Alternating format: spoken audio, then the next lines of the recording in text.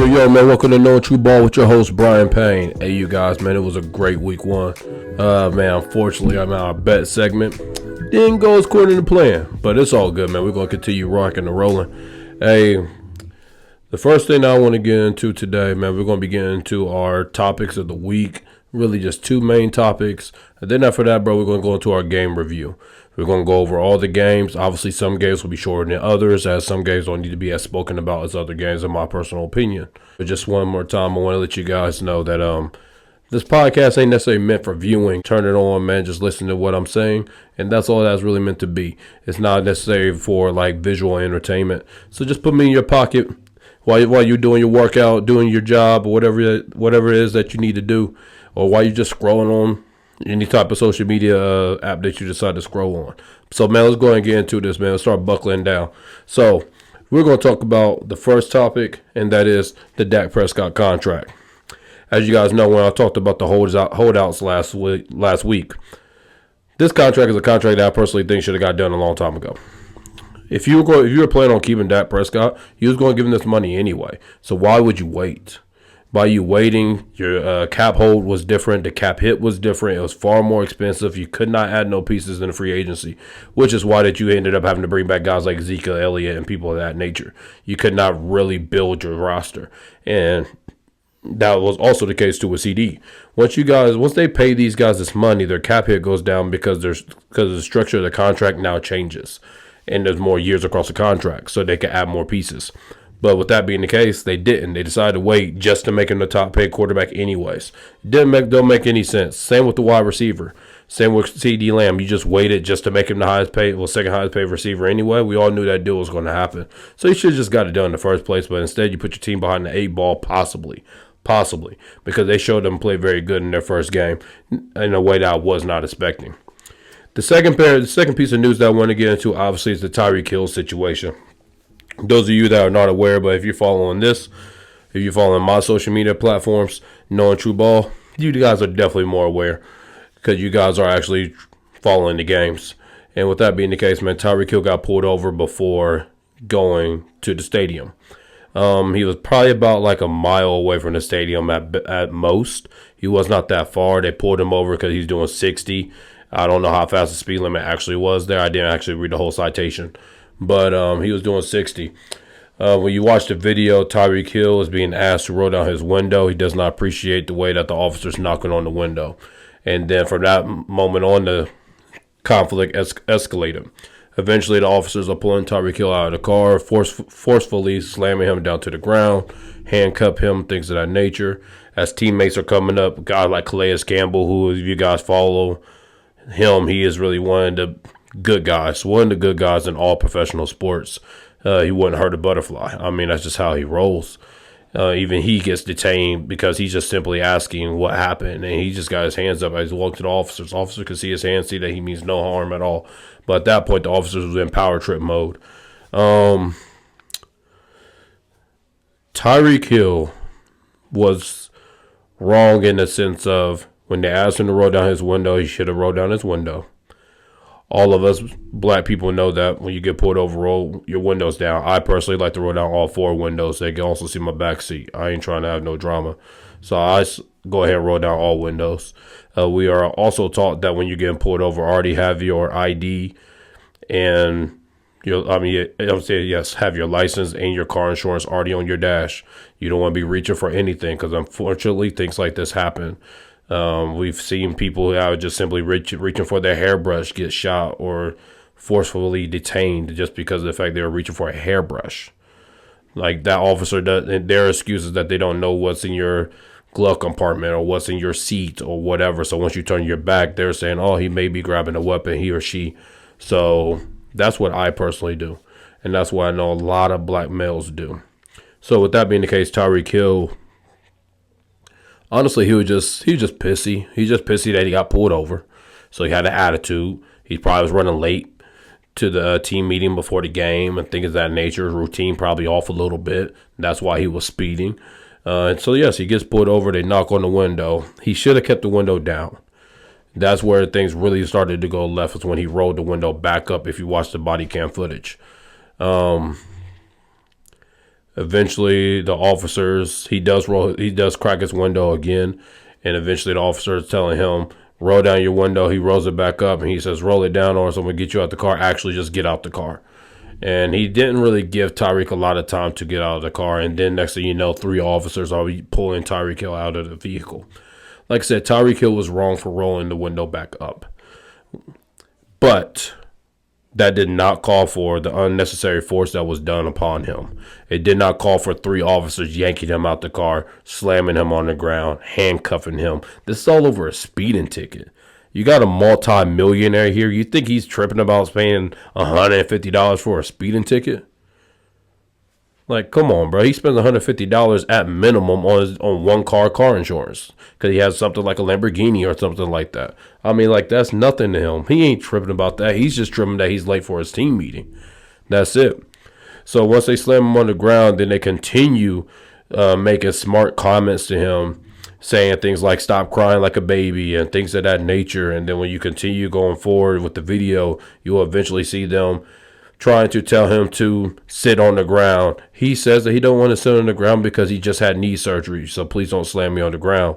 And eventually they forcefully, literally grabbing him by his neck, pulling him down to the ground. Not all this is excessive. At the moment, the last I heard was that one of the officers was on leave, was placed on administrative leave. The other officers I'm not quite sure of. But the thing is, at the end of the day, the officers were wrong. None of that needed to take place. None of that needed to happen.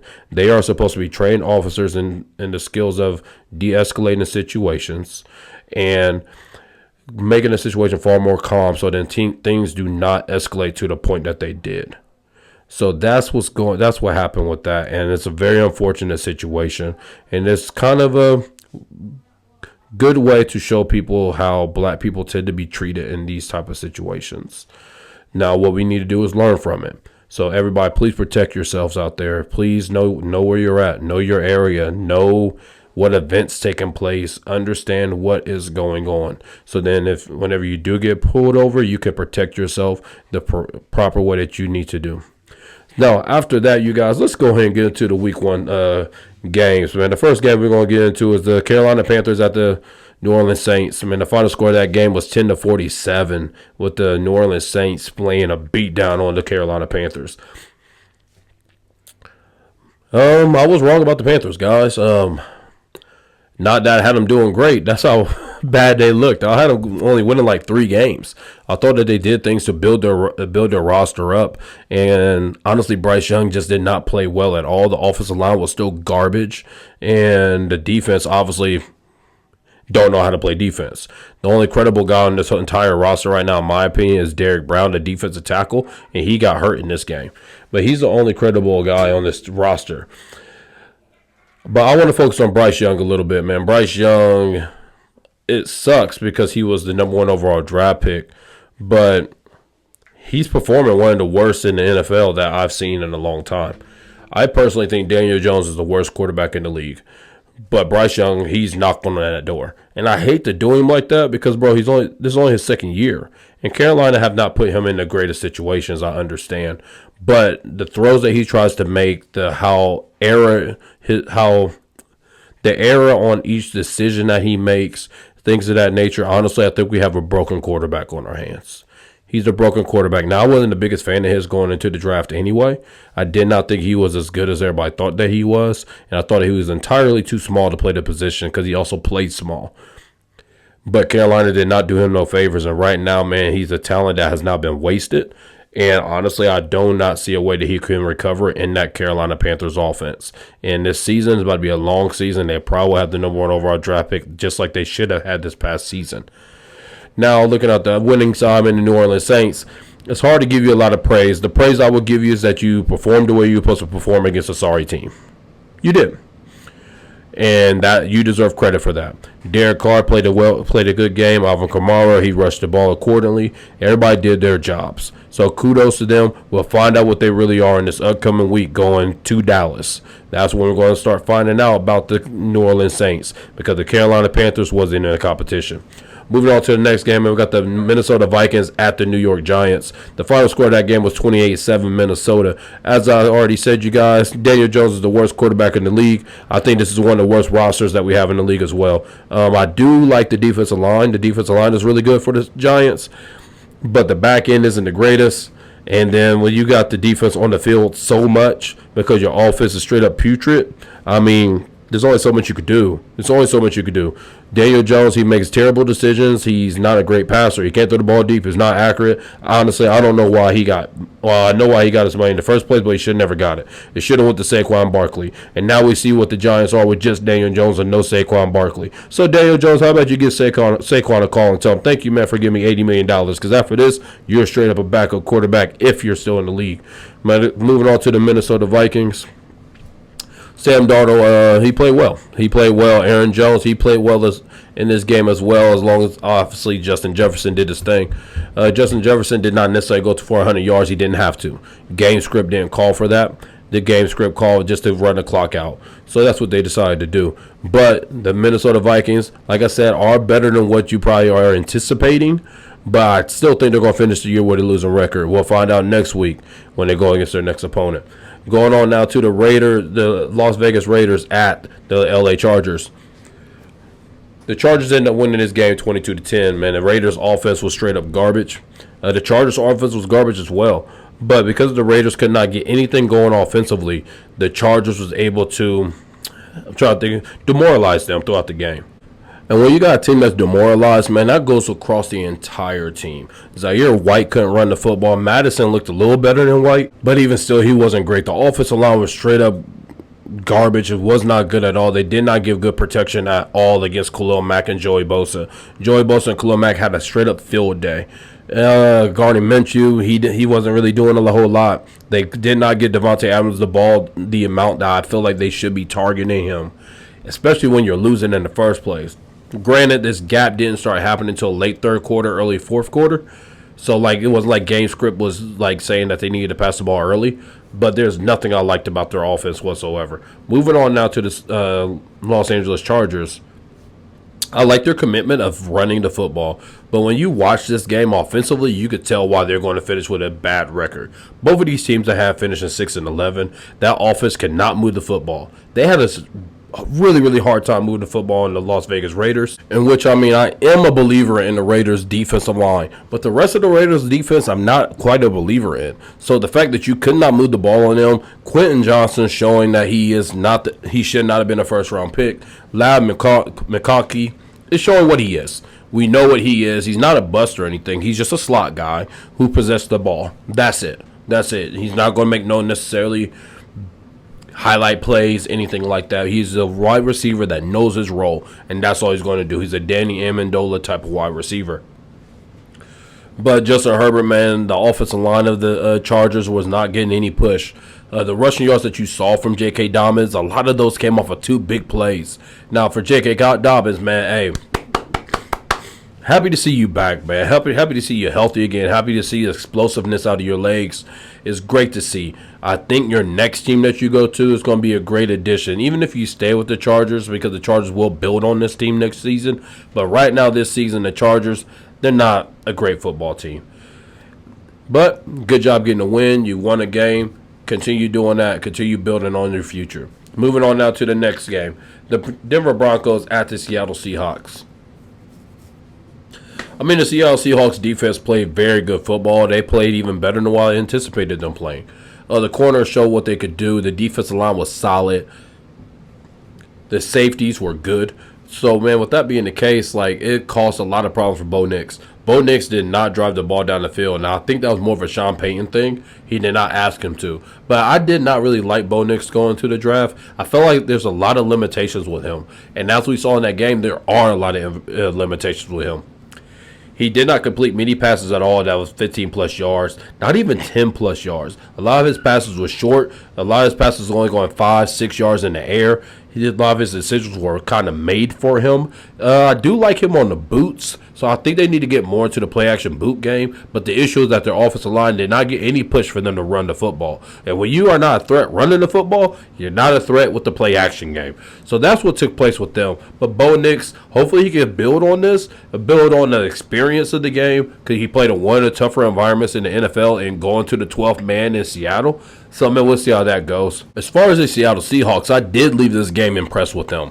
I mean, I think I had them guys going 9-8 anyway, being a borderline playoff team. It's more so the fact that their division is very tough. I don't see them winning any games against San Fran. I don't see them beating the Rams.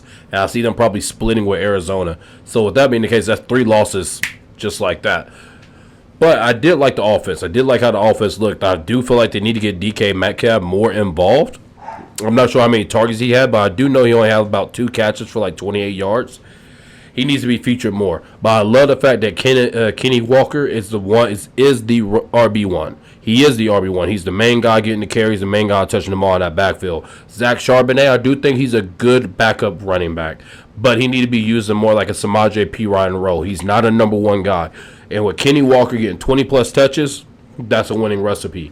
I like what I saw from them. The offensive line for them was good, and I really like what Geno Smith was doing. He ran the ball when he needed to run the ball. He got the ball to the open man, and he got the ball to Kenny Walker and got him in the correct run play so he can be effective. And I really liked it because it was against the Denver Broncos, who are a good defense. They're kind of like the Jets were last year. They're a really good defense, and because of that, they know how to play. And because they know how to play, there's not going to be a lot of necessary big plays on the field. And for you to still be able to win that game, 26-20, the game was not that close. If you watch it, you will notice that it was dominated by the Seattle Seahawks. Great performance by them. So now, man, we're going to start getting into some games that I kind of want to break down a little bit deeper and highlight some very simple things with each one of these games. The first game we're going to start off with, man, is the New England Patriots at the Cincinnati Bengals. We saw the New England Patriots pull off this game, winning 16-10. 16-10. Now, granted, you guys, like I said before, the Bengals always start slow. Always. Since the Joe Burrow era has started, they always start off slow. But, man, I did not see them losing to the Patriots. The Patriots? I mean, I thought the Patriots were going to have the worst record in the NFL. They still may. But Cincinnati, y'all cannot lose this game.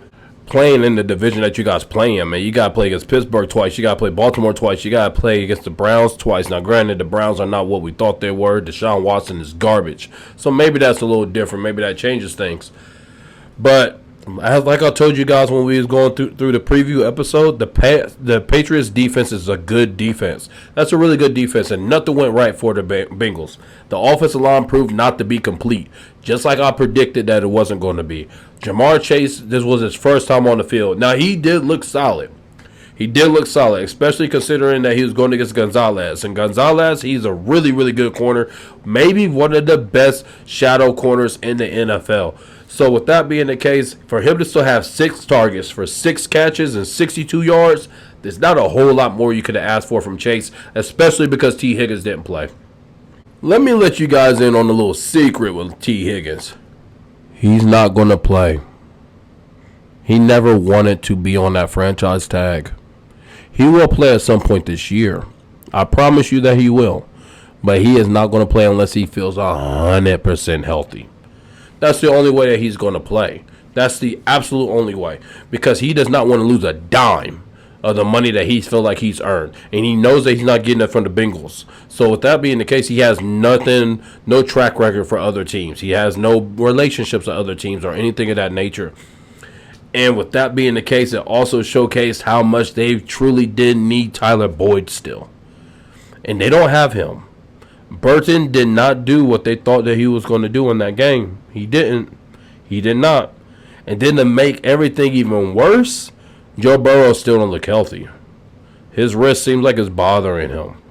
I think that is extremely sore. I think that's what's going on with his wrist. I don't think it's necessarily like injured or that he can't make plays or anything of that nature. I just think that he's very, very sore. And with that being the case, we'll see how long it lasts, bro. We'll see how long he can last, see how long he can be very effective. Now, also, it could build up over time, talking about strengthening up. the more that he uses it and things of that nature. And I do believe there will be a turnaround. Joe Burrow is too good of a quarterback, and Jamar Chase is too good of a wide receiver for the offense to look as putrid as it looked in that game. But they got a lot to build on, especially with the offensive line. That run game was awful. Awful. And there's one thing you need to do in that AFC North. You need to be able to run the football. That's for damn sure.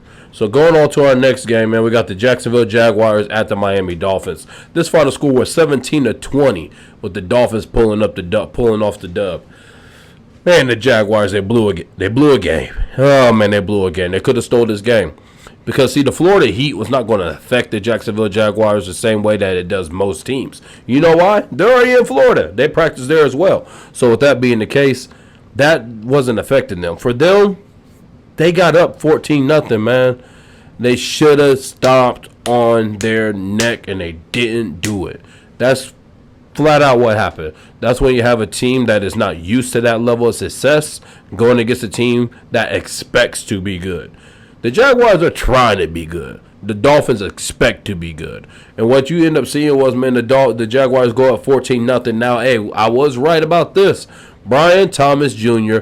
is the best wide receiver on that roster. He's going to be a star on that team. He'll be a really good wide receiver. I did not expect him going running back by committee, but Tank Bigsby did look really good. And Travis Etienne had that fumble that flipped the game.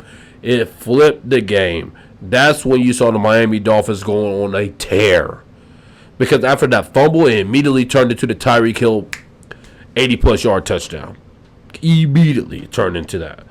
And then after that, you get the kickoff. And then on the kickoff, the Jacksonville Jaguars fumble again. Now, they got the ball back on that. But it's just the fact they fumbled again, and the Miami Dolphins never let them look back.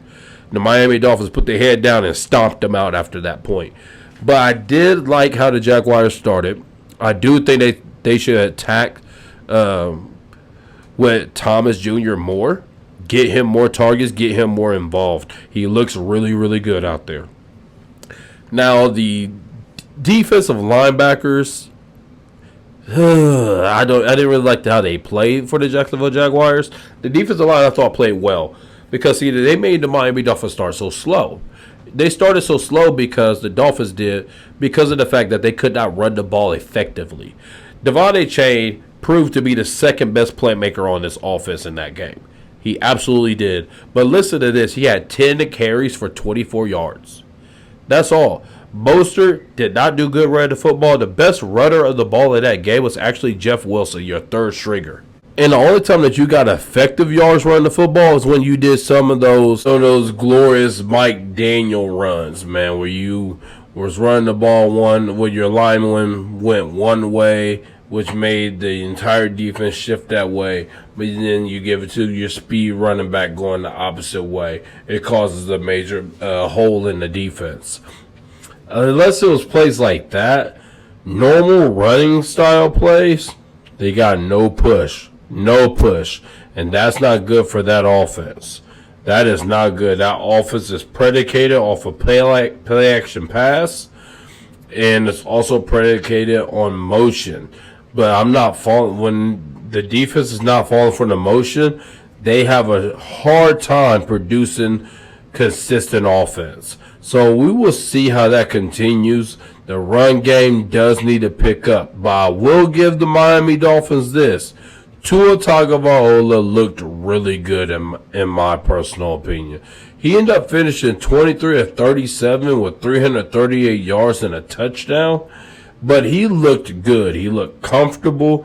I liked the way he threw the football. He missed a couple throws, but he had a great ball to Jalen Waddle. That was a great read to throw that to him. Obviously, he had the bomb to Tyreek Hill that Tyreek Hill ended up getting amazing yards after the catches he always does.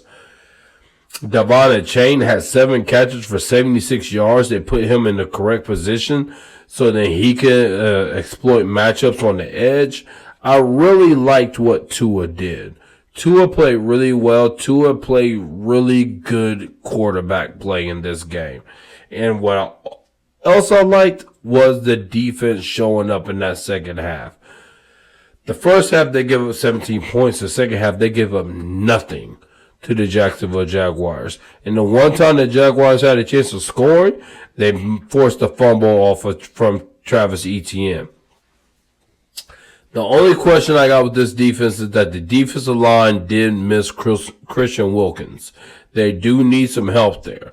But help is on the way. Eventually, Bradley Chubb will be back. So once he gets back, that should hopefully fix some things for them. But I will tell you, Jordan Phillips, that's a star. He is a star, man. He is a really, really good DN for the Miami Dolphins. But good win by Miami, man. You had to get tested. Who knows how they were emotionally feeling after the whole Tyreek Hill situation. So for them to come out, get down, and still fight their way back to win that game, that's a great sign from them. Moving on now to the Pittsburgh Steelers at the Atlanta Falcons. The final score of this game was 18-10. This was the other game we got wrong. I picked the Falcons. First of all, let's start off with the Steelers. TJ Watt, man, he's that guy. He is that guy. TJ Watt looked like the best player in football yesterday. This man plays defensive end/outside linebacker, depending on 3-4, 4-4, whatever. This man wrecked the entire game. The entire game wrecked it. Granted, the Falcons didn't help it. They did not help it.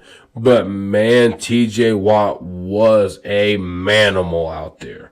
That boy was going absolute nuts. You call a flag on me off of a strip sack? Fine, that's cool. I sack him now. Like, it did not matter what they did to him, no matter if they chipped him, no matter if they doubled him, no matter what they did, he wrecked the entire game. And the offense of the Steelers, they did not play well.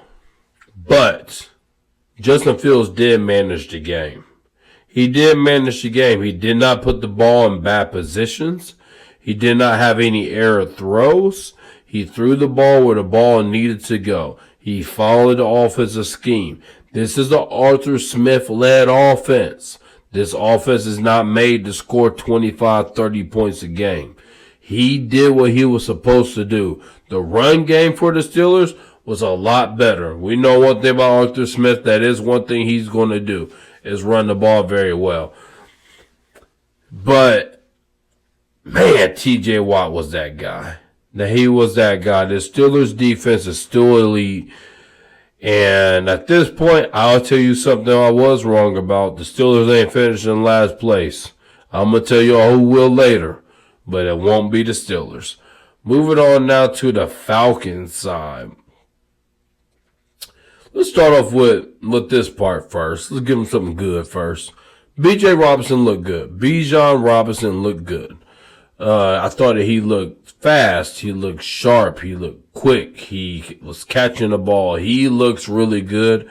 He showed why he's supposed to be the focal point of your offense. The play calling, though, didn't make sense to me.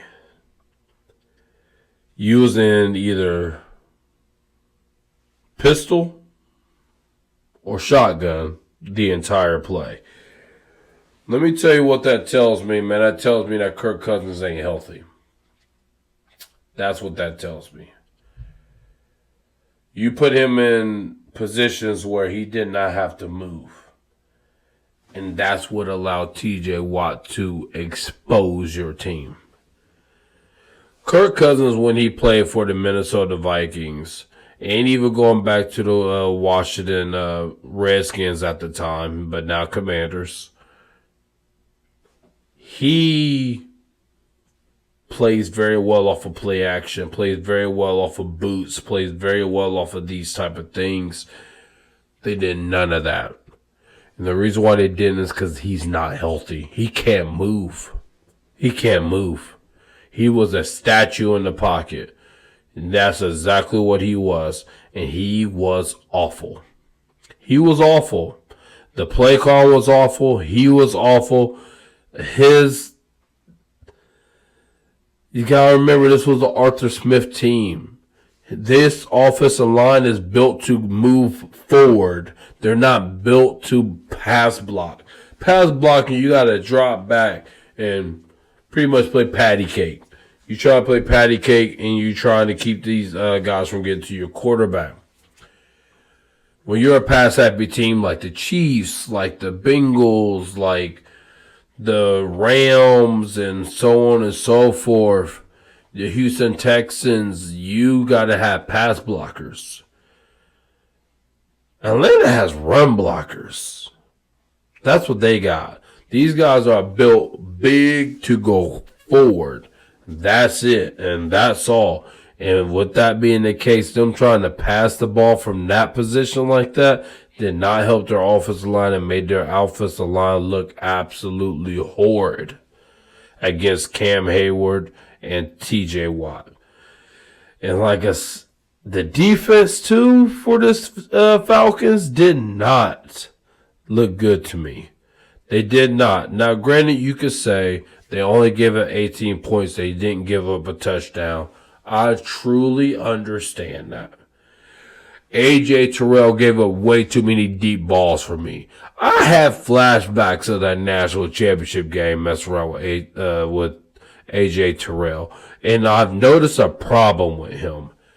Obviously, national championship game, he struggled against Justin Jefferson, struggled against Jamar Chase. He struggles against Mike Evans. He struggled against George Pickens.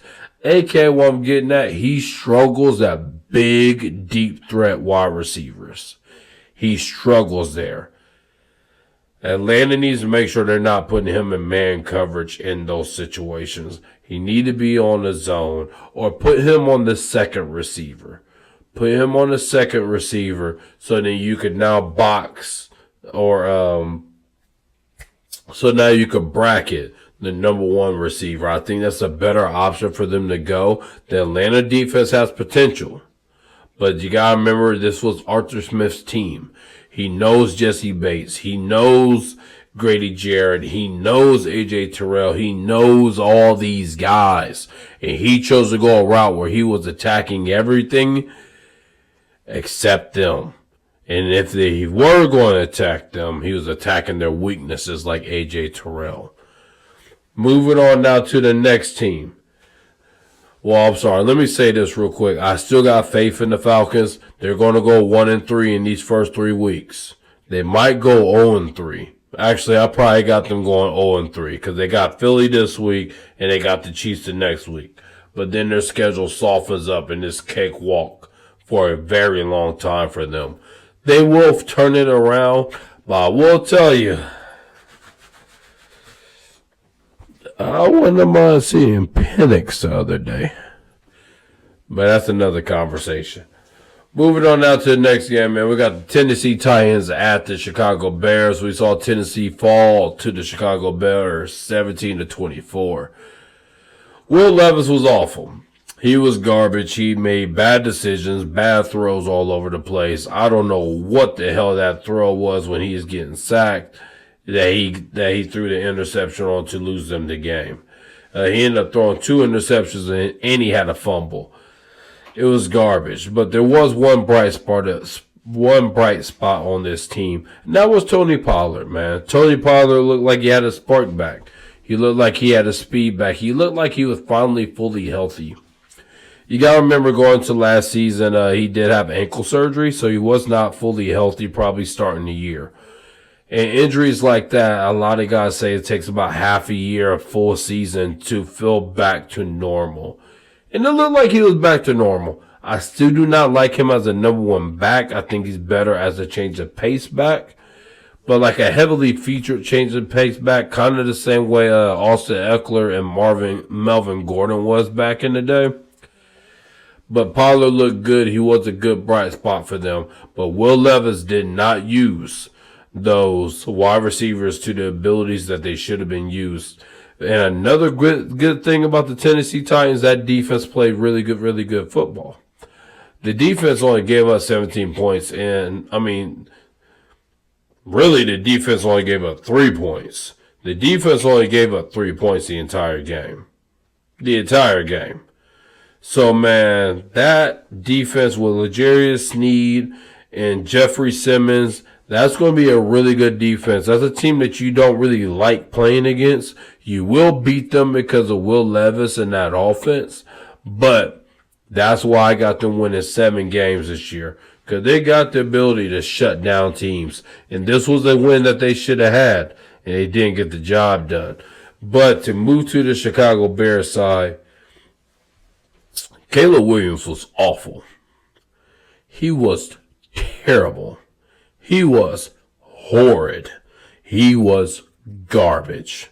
And he has to accept that for himself, man. He threw 29 passes, only completed 14. That's less than a 50% completion percentage. This is supposed to be a guy that has one of the greatest arms that we saw coming out of college football. And you threw 14 to 29? He didn't crack 100 yards passing, you guys. He threw the ball for 93 yards. He took 2 sacks for 29 yards. So that means he averaged 15 yards a sack, pretty much. That's terrible. And the thing was, he had time. He got the receiving core. Now, L'Jarius Sneed was following DJ Moore. So that kind of took DJ Moore out the game. But you tell me that you couldn't get the ball to Keenan Allen? You couldn't get the ball to Roma Dunze? You couldn't get the ball to DeAndre Swift? Like, come on, bro. You got to be better than that. And the thing was, he is out there trying that preseason crap that he did and trying that USC Oklahoma crap. Bro, you can't do that spinning around in the pocket no more. That's dead. That is dead. You are not the only guy that runs a 4.4 out here, or 4.5. That big boy Jeffrey Simmons, he's also running a 4.5. I'm going to get you. So with that being the case, it's a very humbling experience for Caleb Williams. I do think Caleb Williams still will be a solid quarterback in the NFL. I do not think it's like a Bryce Young situation. I don't think it's a sounding alarm situation. I'm saying he got humbled in this game. He got humbled, and he has to learn how to play quarterback on a professional level. You cannot depend on athletic ability to that degree no more. Hey, you can still throw your sidearm throws and all that. Look at Patrick Mahomes, say he's a rare breed. But look at him, look at Lamar, look at Josh Allen, look at Joe Burrow, look at Matt Stafford. Like, you can still do that. But you got to be able to play in structure. And he does not know how to play in structure. There's a lot of teaching that need to take place with him. And honestly, I don't know if the head coach is the coach that should be coaching him. He needs to be with an offensive coach, the likes of an Andy Reid, a Sean McVay, a Kyle Shanahan, so on and so forth. That's what he needs. He needs one of those guys there so they could truly teach him how to play quarterback on the professional level. Now that we're done with him, let's move on to the second overall pick. Talking about the Washington Commanders at the Tampa Bay Buccaneers. The final score of this game, man, we saw the Commanders fall to the Buccaneers 20-37. Let's start with the Buccaneers first. The Bucs look good. They look like a good football team. I'm not saying that they're like a Super Bowl contender or nothing like that, but a good football team, a team that you got to come and play. You got to have your A game. And I think they're going to give the Atlanta Falcons a run for their money for this division. Because, bro, Baker Mayfield, he balled out. He balled out in this game. Granted, it's against the Washington Commanders. We saw the Commanders last year struggle with the passing game. Struggle defending the pass. But Baker Mayfield, bro, he only had 6 incompletions the whole game, bro. This man went 24 of 30, 289 yards, 4 touchdowns. Bro, he was elite out there. And Chris Godwin and Mike Evans was looking like the elite tandem that we saw with Tom Brady. They looked like that. Chris Godwin looked fast. He looked like they put him back in the slot where he started eating. And that man looked good. And Mike Evans, future Hall of Famer, doing Mike Evans things. He's getting his touchdowns, getting his 1,000 yards. Man, this is going to be a really good passing offense. Baker Mayfield is a sleeper guy for you guys that play fantasy football. He's a good guy to have because he's going to have to throw touchdowns now. He's going to have to throw. You know why? Because of one thing on that team, they can't run the ball. They cannot run that football. Now, I know you can talk about Buck Irving, man, that he had like 61 yards average. I want to say he averaged about 6 yards a carry. But, man, when you're the change of pace guy, when you're the backup guy, when you're a rookie, they're not planning to defend you. So, with that being the case, man, they gave him a lot of room. And that's why he had that. But look more so at Rashad White. He did not run the ball well at all. A lot of his, the way he affected the game was through the passing game, which is fine. But that's not the running game. There's a difference. But Baker Mayfield played great. The defense played good. They played good. I think they're an average defense. I don't see them being great at stopping the run no more. They're not great at stopping the pass. They're a very average defense. When they go against an elite offense, they're going to get lit up. But look at the other side, man, the Washington Commanders. The defense was terrible. Yeah, a whole lot to talk about there. They were able to stop the run, but also the Buccaneers are not a good running football team. So I don't really want to dig into that. I'm not wasting my time talking about their pass defense. It's garbage. So let's just focus on the offense and the young boy Jaden Daniels. The offense showed me promise. I saw more promise with their offense. I think it's something that they could build on. They could build on this game, and they could build on how they're going to attack defenses. Jaden Daniels threw the ball 24 times, completed 17 passes for 184. He ran the ball 16 times and had 88 yards rushing with 2 touchdowns. I do not like that, probably 4 or 5 of those rushes were called plays. Because also the times that they ran them did not make sense to me. They ran goal line quarterback sneak plays, quarterback power plays like Lamar does and Josh Allen does. But when you watch them do it, they're only doing it on 3rd and 2, 4th and 1, third and goal on the 2-yard line. That's the only time they're doing this play. They did it on 1st and 10. You're getting this man unnecessarily hit.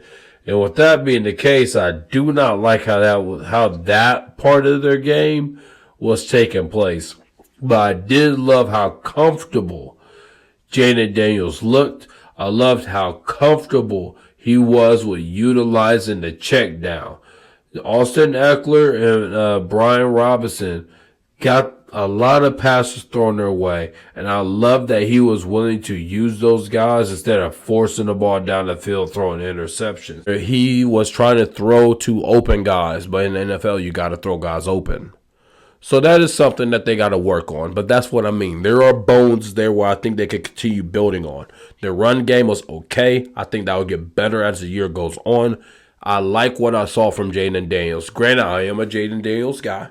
I am one of his. But I liked what I saw from that offense. I think it's something they could build on. I think they're going to be what I thought they are going to be.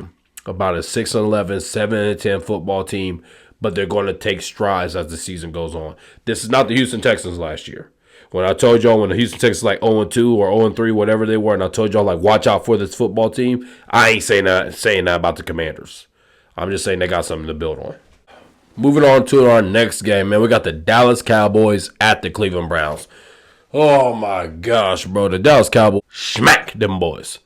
Man, the final score of that game was 33 Cowboys, 17 Browns. And that 17 ain't 17. That was really 10. Really 10. It might be 3. It might be 3. Don't tell nobody now.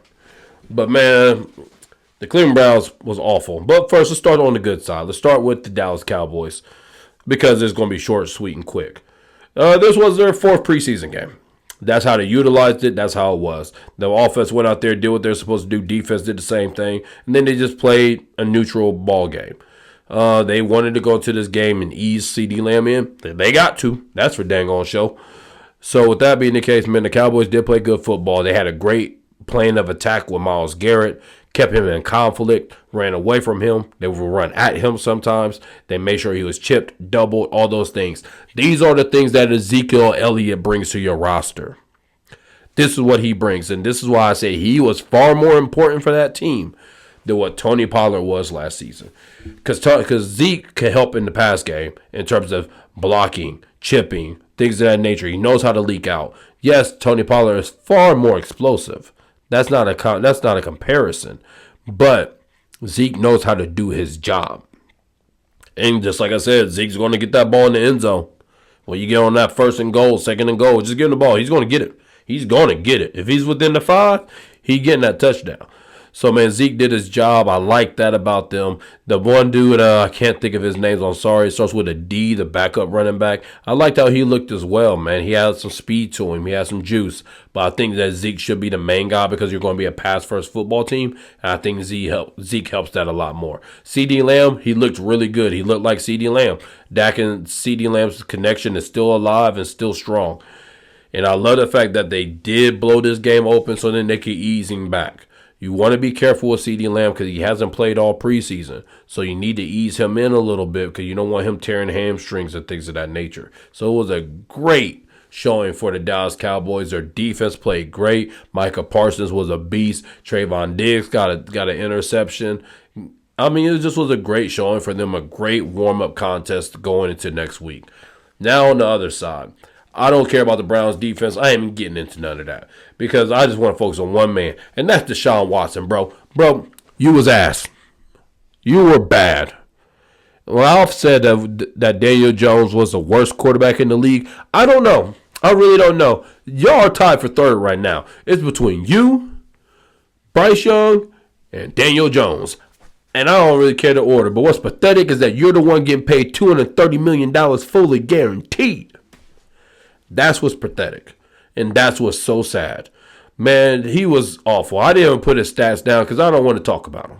I just want to say that he was late on his reads. He was late escaping the pocket. He was scared to throw the football. He couldn't throw the ball accurately deep. I will give you, he did miss Amari Cooper dropped that one. He dropped that bomb from you. But hell, he probably dropped it because he was shocked that it got there. That's probably why he dropped it. Man, Deshaun Watson, you got a lot of soul searching to do, my brother. A lot of soul searching. Granted, I will give you that both of your tackles were out. I give you that. So it allowed Micah Parsons and them boys to tee off. But it should not have looked that bad. It should not have looked that bad. Because one thing that we did see is that Dallas is not a good run defense last year. I still don't think they're good. They're better, but they're not good. Y'all could have still ran the football, but you know why you couldn't? Because you couldn't throw. So they were just able to say, hey, let's just pin our ears back and go. And because you can't throw, they just ran man-to-man coverage. What we got to worry about? He ain't going to get the ball there. He's going to miss the pass by 6-7 yards. You made it way too easy for them. Deshaun Watson, if I was Kevin Stefanski, I would strongly consider playing Jameis Winston. Moving on now to the next game, man. We got the Arizona Cardinals at the Buffalo Bills. This final score ended up being 28-34. Kyler Murray looked okay. He looked okay, man. He was fast. He looked like Mighty Mouse again. He was moving. I did not like how Marvin Harrison Jr. was not featured at all. And I did not like how much Kyler Murray put his head down, running around instead of looking up to get him the ball. There's a play where if you go back and look at the tape, there's a play where Marvin Harrison Jr. is wide open for a touchdown, but Kyler Murray's busy looking like one of Bebe's kids back there just running around. So with that being the case, man, I did not like that. James Conner, he did what James Conner does. Kyler Murray, though, like I said, he was okay. The offensive line looked okay. The defense played solid, in my personal opinion. I know they gave up 34 points, but they gave up 34 points to one of the superstar quarterbacks in the NFL. Some people will say the second best quarterback in the league, and I'm okay with that. I'm not going to argue if you believe that. So I ain't really tripping off the 34 points that they gave up. They're not going to play against Josh Allen every week. But like I said, they're going to be a tough out every week, just like how they were in this game. they're just not going to win their division at all because they play in the same division as the 49ers, Rams, and Seahawks. Moving on to the other side of the ball, man, to the Buffalo Bills. First, I want to start off with this, man. James Cook shows that he can still run the football. He's a great spark for their team. I think that he needs to be featured more. But this team is the Josh Allen show. That's what it is. Josh Allen played great, bro. He played great. In my personal opinion, he was the MVP of week one. He had by far the best performance, in my opinion, of week one. He threw the ball 23 times, completed 18 passes, 233 yards in the air, 2 touchdowns in the air, 39 yards running, 2 touchdowns on the ground. He did have 1 fumble, but you're going to get 1 or 2 turnovers a game out of him. My issue is just that it took all of Josh Allen to beat the Arizona Cardinals. And the Arizona Cardinals scored 28 points. 28 on the Buffalo Bills in Buffalo.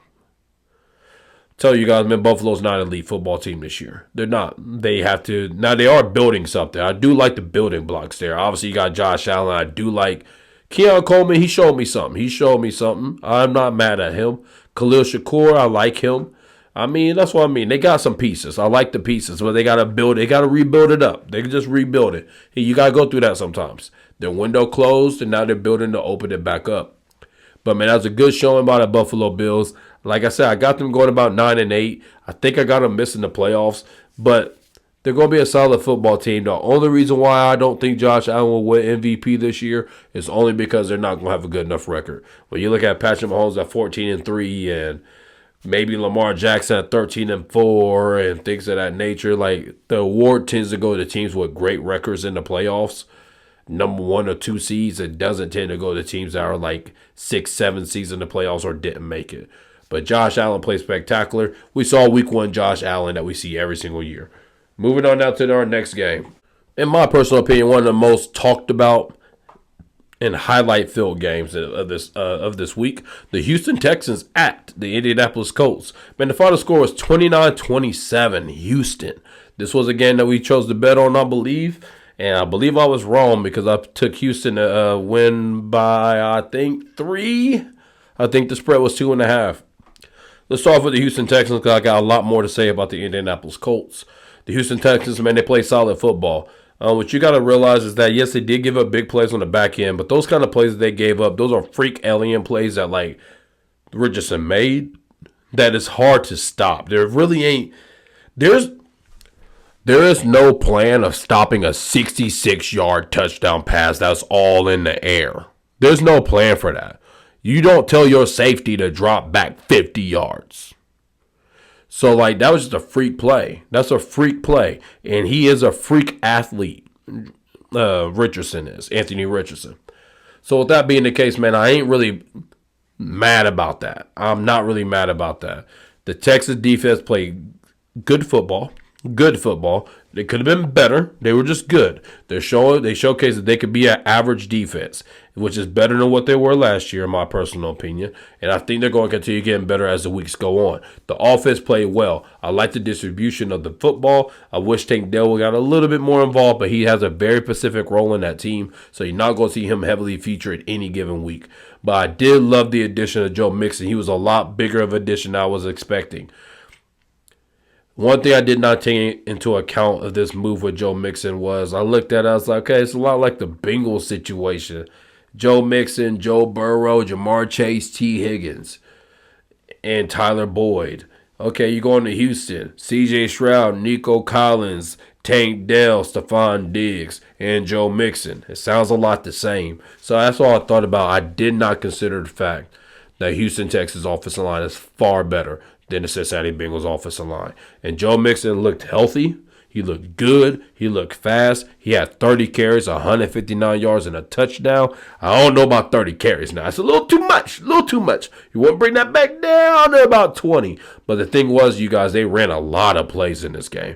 They had the ball for 40 minutes. That is absurd in the NFL. You are not supposed to have the ball that long.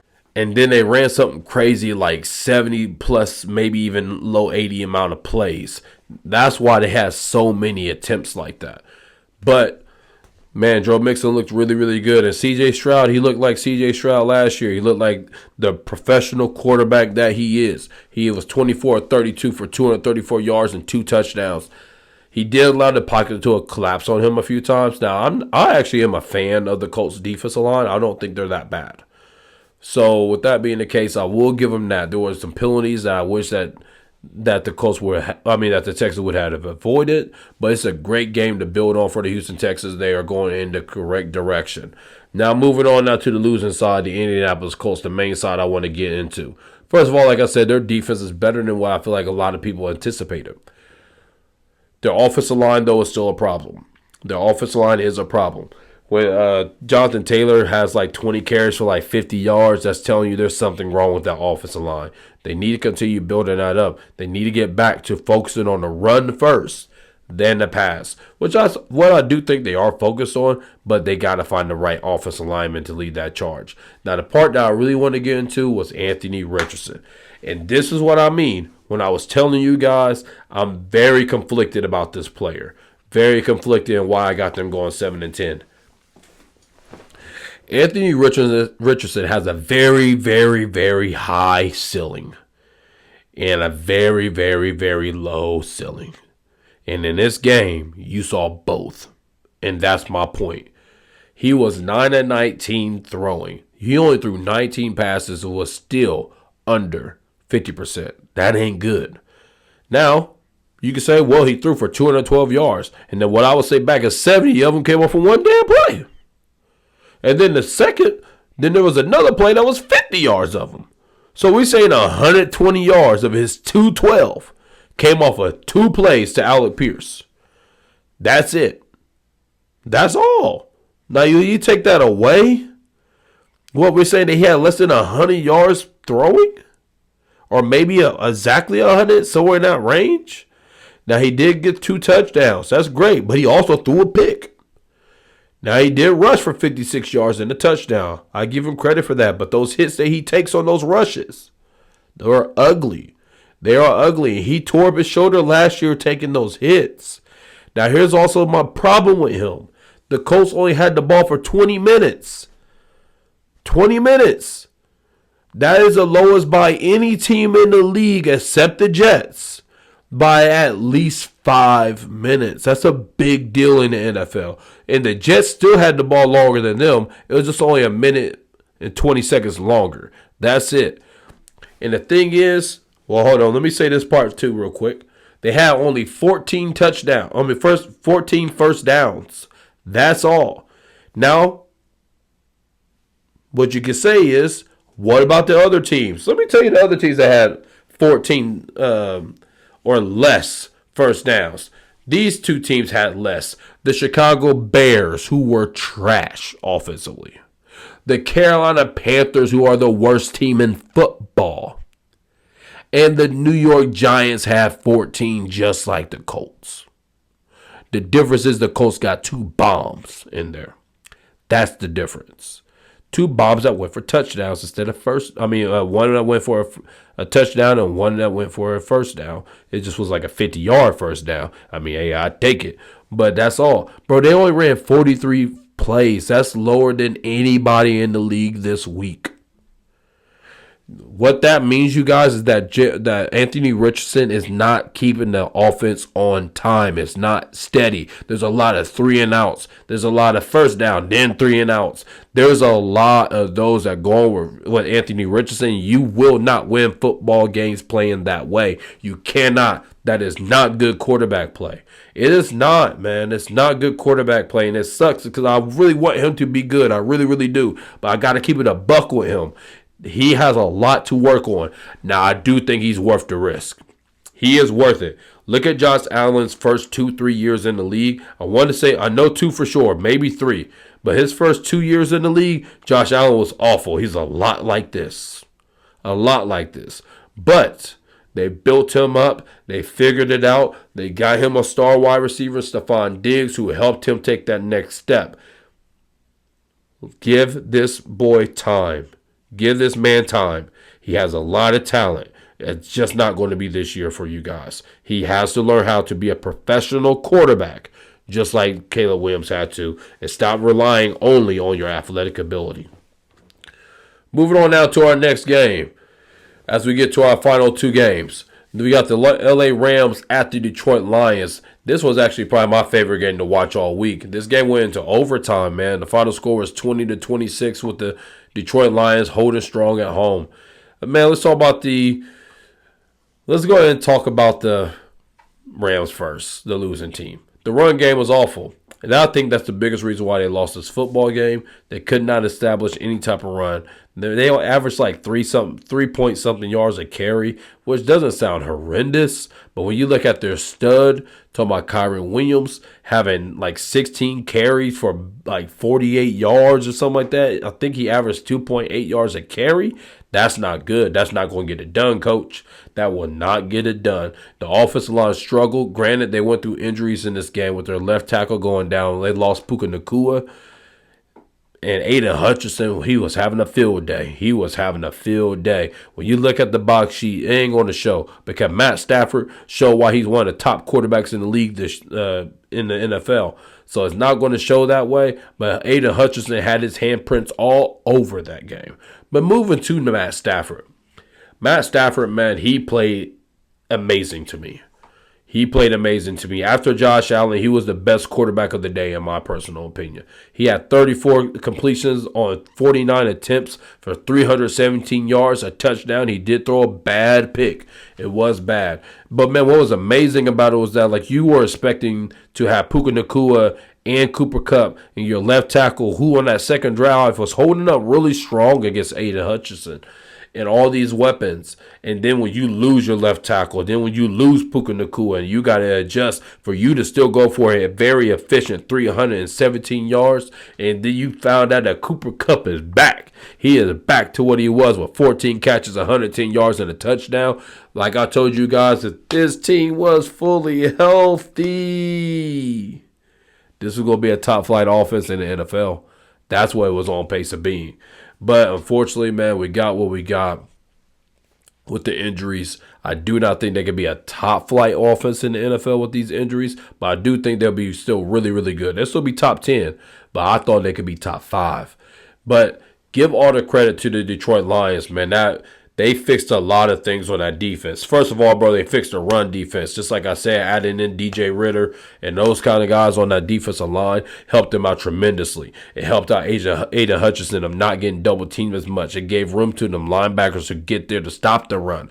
That defensive line played spectacular. The back end looked good. Carlton Davis, he was a major upgrade for them on that back end. I was a little concerned about how big of an upgrade he was going to be. He proved to be a great upgrade for them.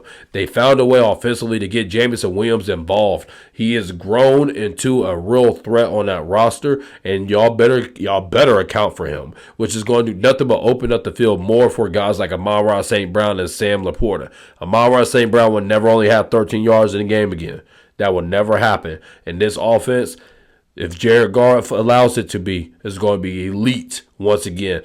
Gibbs showed to be really good once again, and David Montgomery showed that he's still steady Eddie. So, man, with that being the case, they have a really, really good football team, and it's all predicated on that offensive line. They are who we thought they were and who they say they are, the best in the business. That overtime, man, that was embarrassing for the Rams. They got humbled in overtime. They ran the ball straight down their throats. They did not care about how they felt about it. They didn't say sorry. They didn't apologize. They didn't say anything. They just said, adios. We're going to get y'all ran up out of here, bro.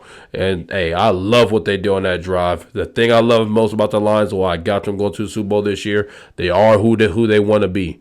They tell you who they are. They show up, and they're going to show you who they are. When they talk, listen, because they mean it every step of the way. Moving on to our last game, man, Monday Night Football. We got the New York Jets at the San Francisco 49ers. The final score of this game was 19-32, with the Niners dominating this football game. First of all, man, with the Niners, I want to talk about the offensive line. The offensive line performed really, really well. A lot better than what I thought that they were going to do. That's very specifically that right side. Now, I mean, they was pushing guys back. And when the passing game wasn't working as efficiently as you would like it to be, they still got the job done. But also, the passing game didn't have to. Well, you got your backup running back coming out there and Jordan Mason going for a spectacular 28 carries and 147 yards and a touchdown. You didn't need to pass the ball like that. You did not need to. Hey, they played really, really good football, man. Our offensive line was dominant. Brock Purdy and those wide receivers, they got to ease themselves into the season. I do not like how many field goals they set up for. They set up for, I believe, 6 field goals. I would like to see those drives turn into touchdowns. But they did play against a good Jets defense, a really good Jets defense, although we found out that the Jets cannot stop the run. Now, before we get to the Jets, though, I do want to say this about the Niners. Their defense was dominant. Their defense is one of the 2 defenses in the NFL that I think are extremely balanced. They have a good enough pass rush, good enough linebacker play, they have above average D-line, above average linebacker play, and above average secondary. And I think it's only them and the Chiefs that have that in their back pocket. Now, moving on now to the New York Jets, man, their defense was underwhelming, man. We thought their defense was going to be what they've been. That's what we thought, and they did not stop the run whatsoever. They allowed the 49ers to run all over them. Now, this defense will grow as the season goes, but what else we saw is that they need to stop playing around and just pay Hassan Reddick. Hassan Reddick needs his money, so y'all need to get that deal done because y'all desperately need him. It's going to take him probably about 3-4 weeks to ramp up as well. Get him in the building. Offensively for them, I'm not panicking. This is why. First of all, Rodgers wasn't good in this game. But I did see the offensive line play okay. They played okay. And that was against a really good defensive line. But the other thing we have to remember is that Rodgers never plays good against the 49ers. Y'all tell me the last time he played good against the 49ers when he was in Green Bay. The 49ers beat him every time, and he looked bad every time he played them. So maybe this is more of a Rodgers thing against the 49ers. They got his number than like a necessarily the Jets just were not good offensively. I saw Garrett Wilson make some plays. I would like a little bit more spacing, but also Rodgers didn't have all the time in the world to wait for him to gain spacing. Allen Lazard showed that he has a heartbeat at least. So with that being the case, man, that was great for them. But yes, I think this offense has a lot that they can build on from this game. But we have to remember they played this probably the second best team in the NFL in the San Francisco 49ers. We got to remember that. Breece Hall will be effective, and Rodgers will get back to a form of what he was. He won't be exactly what he was, but he will be a form. I think maybe a notch below what he once was. But, man, those are our recaps of all the games that happened on Sunday night or Sunday and Monday Night Football. The last thing I want to give you guys are my performances of the week. And then we got Josh Allen as a creme de la creme of the week. He balled out. He went crazy. But the other guys I want to show some love to, Jordan Mason, good job, bro. Saquon Barkley, you was a dang on beast Friday night. You showed why the Eagles needed to pay you and bring you in. And also you showed the Giants, this is why y'all should have paid me. And guess what? Now y'all get to see me twice a year with a better team and a better offensive line. I can't wait for him to run roughshod over them. I just hope I don't play against Philly in fantasy when he played them the first time. And the last guy I want to give a lot of love to, man, is TJ Watt. He went out there and won that game completely by himself. Hey, y'all, man, this is Knowing True Ball with your boy, Brian Payne. Hey, please follow me on my social media platforms. We are getting to it on Twitter, on X for real. And, man, I'm about to try to start getting into the TikTok game as well. We're going to do our game of the weeks and our game previews. Remember, we're going to check those out on Sunday. Sunday morning, first thing bright and early. I'm going to hit y'all up at like 9, 10 o'clock in the morning. So go ahead and get the coal out your eye so that we can get into that. I'll give y'all my best of the week, and I'll give y'all what I think the results of those games that I think should be high-profile games for this weekend is going to be. I'm also going to give you the Thursday night football review. Our Thursday night game is the Buffalo Bills at the Miami Dolphins. I have Miami winning this game. I do not know what the spread is right now. The Buffalo Bills do not tend to play well in Miami whenever they have played there early in the year. It has a lot to do with the heat. Miami has their stadium set up where the Miami players are shaded. The away team, you're just in the sun all day. So with that being the case, man, that's what they have going on down there. I think Josh Allen, you're asking him to repeat what he did and do another notch up, because the Miami Dolphins are far better than them, than the Arizona Cardinals. So I got the Miami Dolphins winning this game. I think Tua's going to go crazy. I think the rushing game, because now we saw Raheem Mostert is out. Deshaun Chain is questionable. He's a game time decision. But I did like how Jeff Wilson looked. And, hey, you guys, they have this rookie they drafted. 4th round pick, Jalen Wright. I like him. He actually might be the best actual running back out of all of them. He runs a 4.3 40 as well. I think 4.38 to be exact. But he's the biggest out of all of them. He is a really good player. He came out of Tennessee. Keep your eyes on him. I would not be shocked if he leaves that game, leading the team in carries. I like what I've seen from him in the preseason and training camp. For the Bills, I just don't think they have enough on defense, man. I don't think they have enough on defense. I think that now in this second game, Miami's going to get their bearings under them, and Miami's going to have a big game. So I got the Miami Dolphins winning this game. Hey, you guys, it's been great hollering at y'all, man. We're 1 week in. I can't wait for week 2. It was an exciting week. Hey, y'all, this is Knowing True Ball with your boy Brian Payne. Peace.